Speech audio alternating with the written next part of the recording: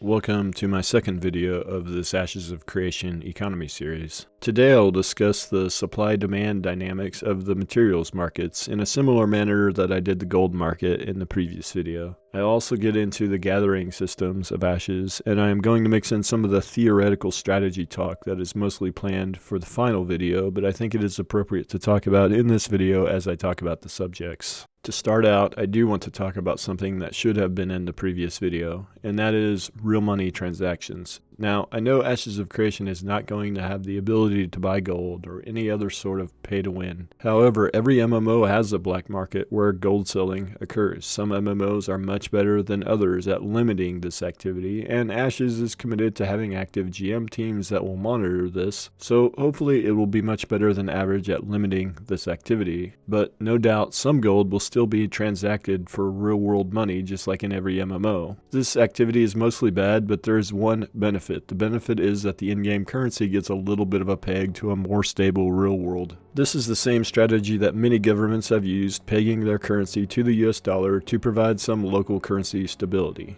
Games that have full-fledged ability to convert real money to in-game currency do tend to have a more stable in-game economy. Games that do not, like Ashes, will have to be much more proactive in their approach to keeping their economies stable.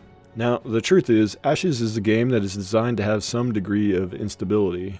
Some instability of the currencies and materials markets creates a more dynamic feel, and with the very destructive world they are building, it is to be expected. But runaway inflation and some of the more extreme types of economic situations still need to be avoided, and that is on the devs to accomplish. With that out of the way, the next major topic to cover is the materials markets and looking at the same formula we did for the gold market to determine the methods of material creation and material destruction in the world. Many of the ways are similar to the gold market, but there are some differences, especially on the material creation side. It is important to note this formula applies to every tier of every material type. MMOs tend to have a lot of different materials. No matter how hard developers try, there will be some materials in a tier that have high demand and low supply, and some that are in low demand with a high supply. Lower tier materials can be more valuable than higher tier materials. A lot of different weird things can happen. In general, I don't think these things are intended, and there are always balance passes that devs try to do to address the imbalances, but it is almost never perfect. The good thing is these imbalances create opportunities for shrewd players. So here are the way materials are created in Ashes of Creation. Number 1, gathering. It is important to note that gatherers make their own tools, which might need to be repaired and eventually replaced. You also need a new tool for each tier. This becomes a material sink as well. Number 2, killing mobs. Not all materials needed from crafting will be needed to be gathered by crafters, some will drop from mobs. Number 3, deconstructing items, which will not return the full material value, so this is also a material sink. Number 4, resource extractors. It is unknown if this is still planned, and it seems like these are open world and would still require gatherers, but again, we don't know if they will actually exist in the game or not. This is from a very old quote. And for material sinks, the list is pretty similar to the gold sinks with a few exceptions. 1 through 10 is the same as the gold sinks, but 11 and 12 are different. Once a material is processed, it no longer is a liquid raw material, and some of the materials are forever lost. Salvaging does return some of the materials used, but not the full amount. Finally, I added vendor selling materials. This sometimes happens when a material is selling for the same amount or less than the value of the vendor price of the material. We don't know if you can sell materials to a vendor in Ashes of Creation, but my guess is it will be a thing as it does provide a price floor for materials and helps regulate the market a bit. I have utilized this idea to make gold in the past in previous MMOs, buying materials off the auction house that are selling for less than the vendor value and reselling them to a vendor. However, most auction houses these days will not let you sell an item for less than the vendor costs, or if they do, add-ons and overall awareness have reduced the chances to make money with this strategy. We will see if this is a thing in Ashes or not. If vendor selling materials is a thing in Ashes, then we can add that to the gold creation methods, albeit this will be a likely minor source of gold creation.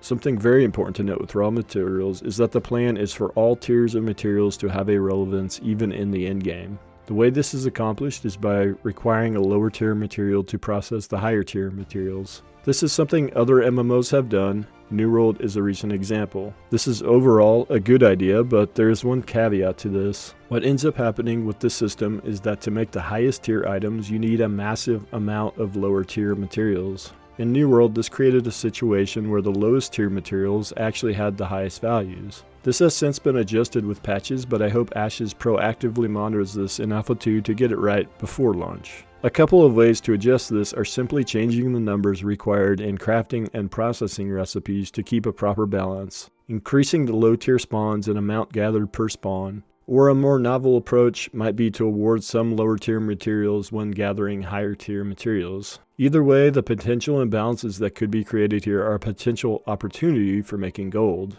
Imbalances and inefficiencies in the economy are where opportunity lies. Another thing to note with gathering spawns is that there are two types of gathering nodes. One is a single hit spawn that gives you some materials, despawns, and then randomly spawns in another location. This random respawning will help reduce the meta that you often see of the best farming route. Now, I still think there will be set locations that gathering nodes spawn at, and it is just a random location within these set locations that spawns happen. But that is just a guess. Completely randomized spawns with no set location absolutely would reduce the meta. But there are so many potential complications with having spawns happen in unintended areas. There would have to be a lot of rules in place as to where a spawn can occur, and it might be possible to pull off, but my guess is there will still be defined locations for gathering spawns. And if that is the case, people will still eventually make maps, guides, and optimal farming routes. However, what I will say about optimal farming routes is the optimal farming route is not always where the guide makers say, because the most dense spawn area is often the most contested. And especially in this MMO, contested means PvP is possible. So, especially in Ashes, the optimal farming area is often going to be an area where the nodes are a little bit less dense and therefore less contested. Another aspect of the gathering nodes to consider is that there are also multi-hit gathering nodes that also respawn in random locations. I get the feeling this might take a long time to fully extract all the resources, but we obviously don't know enough about this yet. These nodes could certainly create a lot of potential open world PvP situations.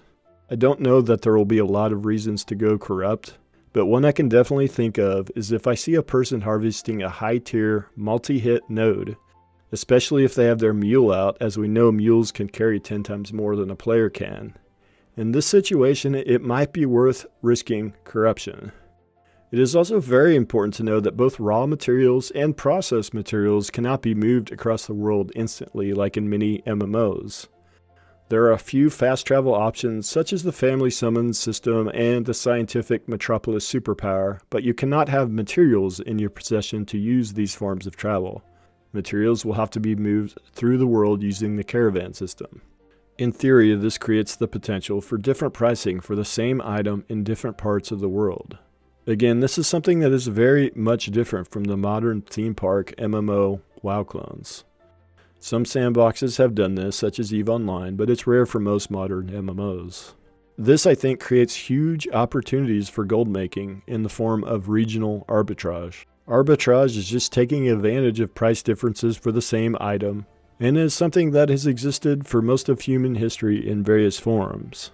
And this is where I will end this video. In the next video, I will finish the discussion of gathering and get into the rest of the Artisan system and into the player trading systems. If you liked this video, consider subscribing, and with that, I will see you in the next video.